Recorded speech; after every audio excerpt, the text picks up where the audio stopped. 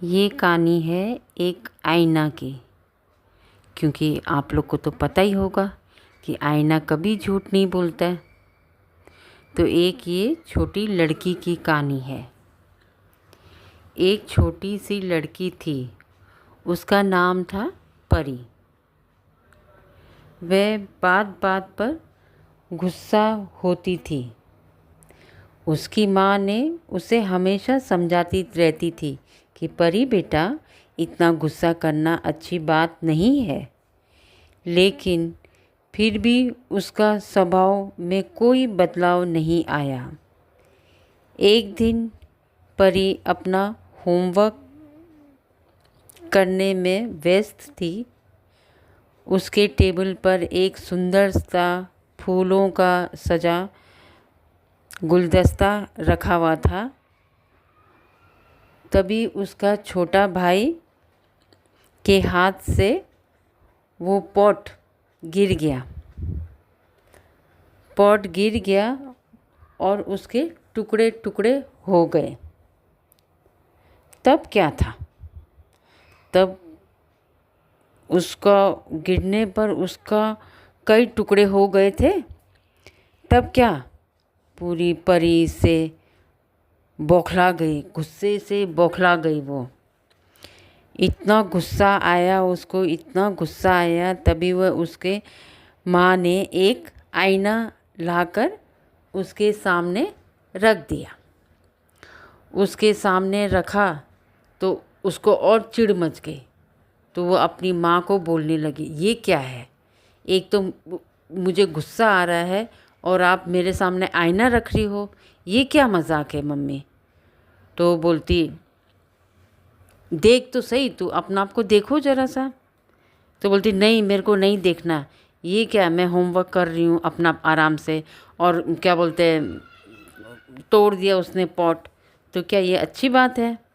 उसकी माँ बोलती, बेटा इतना गुस्सा करना ठीक बात नहीं होती है।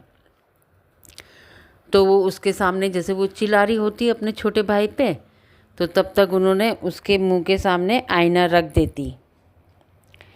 आईना में उसकी शक्ल, जब उसने अपना आप की शक्ल देखी तो वो गुस्से से, उसका चेहरा देखते ही परी का गुस्सा छूमंतर हो गया। क्यों? क्योंकि वो इतनी भयानक लग रही थी। उसको अपना आप को देख के वो डर गई। आईना में कितनी बुरी लगती थी, क्योंकि आईना कभी झूठ नहीं बोलता। तब परी को पता चल गया था कि गुस्सा करना कितनी बुरी बात है। तब से उसने गुस्से में काबू रखने का वादा किया कि मैं कभी गुस्सा नहीं करूँगी। ये सोच के वो काफ़ी उसके अंदर बदलाव आया। तो इसीलिए कभी भी गुस्सा करना अच्छी बात नहीं होती है। एक गांव में एक किसान रहता था जो अपने परिवार के साथ खुशी से रहता था, जिसमें उसकी पत्नी और उसके 3 बच्चे होते थे, और तीनों बच्चे लड़के थे, उनको लड़की नहीं थी। तो किसान सुबह उठे, अपने खेत में जाके अपना काम करे और शाम के टाइम पे आए, खा पी के सो जाते। इसी तरह से उनकी ज़िंदगी कट रही थी। तो एक दिन ऐसा हुआ कि किसान की पत्नी, जो कि नम्रता थी उसका नाम, वो काफ़ी बीमार थी। पर किसान के पास इतना पैसा नहीं था कि वो शहर में जाके उसका इलाज कर सके। तो कुछ ऐसा हुआ कि किसान की पत्नी ऑफ हो गई, मर चुकी थी। तो किसान बहुत दुखी हुआ कि अब क्या होगा हमारा, मैं 3 बच्चों को कैसे पालूंगा, मैं खेत का काम करूंगा या घर को संभालूंगा। तो वो काफ़ी ज़्यादा दुख में पड़ गया था। तो उसके जो 3 बच्चे थे, उसमें से एक बच्चा थोड़ा होशियार था, जो थोड़ा समझदार था, जो अपने पापा को समझाता था।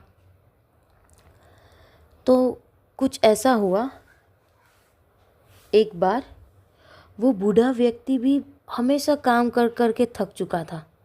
सुबह उठो, खेत में जाओ, खेती बाड़ी करो, फिर घर लौटते समय वहाँ पे उनका जो मार्केट होता था वहाँ पे जाके सामान बेचो, तो पूरी तरह से थक चुका था। तो अब उसको एक दिन एहसास हुआ कि मैं अकेला इतना सारा काम कर रहा हूँ, कल को अगर मुझे कुछ होगा तो मेरे बच्चों का क्या होगा। तो किसान पूरी रात ये सोचते सोचते रात बीत गई। दूसरे दिन जब किसान उठा सुबह, तो उसने एक बुरा सपना देखा था। उसने देखा कि जो उसकी खेती है वो खराब हो चुकी थी। तो वो एकदम घबरा गया कि अरे, अगर खेती को कुछ हुआ तो मैं कैसे खाऊंगा, मेरे बच्चे को क्या मैं खिलाऊंगा, उनको क्या मैं शिक्षा दूंगा। फिर ये तो एक बुरा सपना था, इसलिए उसने जाने दिया।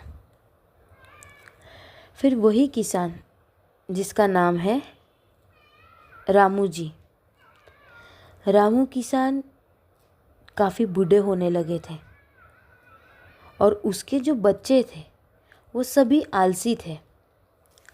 तो बूढ़ा रामू ने सोचा, उसने सोचा कि अब मैं बूढ़ा हो रहा हूँ, अब मुझे मेरे पुत्रों को बताना पड़ेगा कि अब कुछ चीज़ें जो मैं बताना चाहता था उनको।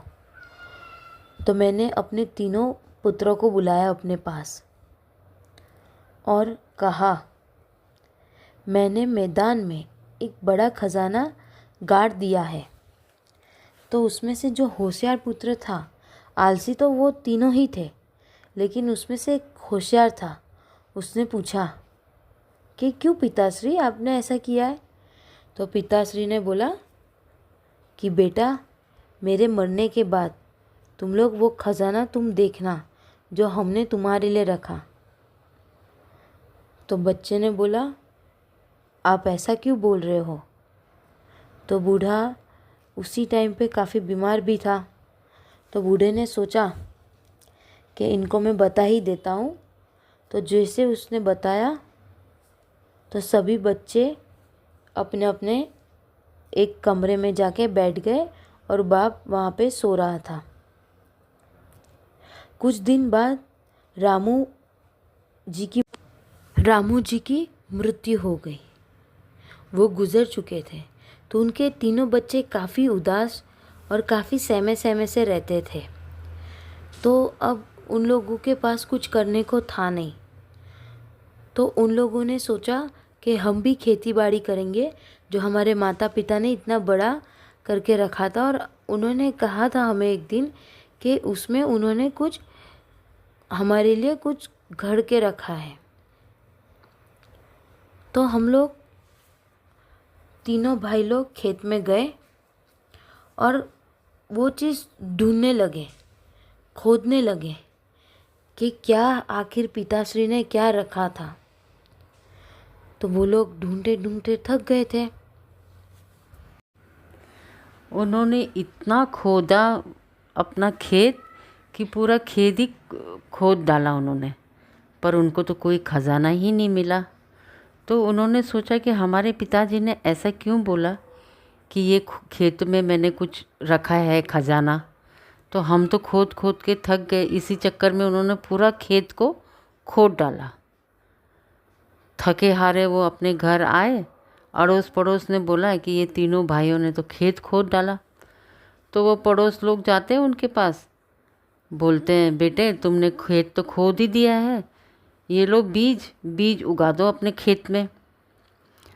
तो बोलते ठीक है चाचा जी, मतलब अभी अड़ोस पड़ोस को तो ऐसे ही बोलते हैं ना, चाचा जी। गांव में तो ऐसे ही सब चाचा ताऊ ऐसे ही बोलते हैं वहाँ पर आजू बाजू लोगों को। फिर तो वो बीज अपने खेतों में बो देते हैं, पर वो दुखी तो होते हैं। फिर कुछ टाइम के बाद में उनके खेत में तो धान उगने लग गया, मतलब गेहूँ उग गया। और इतना बढ़िया गेहूँ उगा कि बिल्कुल सुनहरे रंग का हो, सुनहरे जैसा हो गया। तब उनको पता चला कि अरे बाप रे, यही खजाना था। पिताजी हमको यही चाहते थे कि हम लोग कुछ काम करें, क्योंकि हम काम नहीं करा करते थे। इसलिए पिताजी ने जानबूझ के हमको खेत खोदने के लिए, अगर वो ऐसे बोलते कि खेत खोदो तो हम तो खोदते ही नहीं। तो इसलिए पिताजी ने हमको बोला कि मैंने खजाना खेतों में दबा के रखा है, तो वो क्या बोलते, इसीलिए हम लोगों ने खेत को खोदा था। तो देखा तो वो तो गेहूँ इतना बढ़िया बिल्कुल सुनहरे जैसे लग रहा था।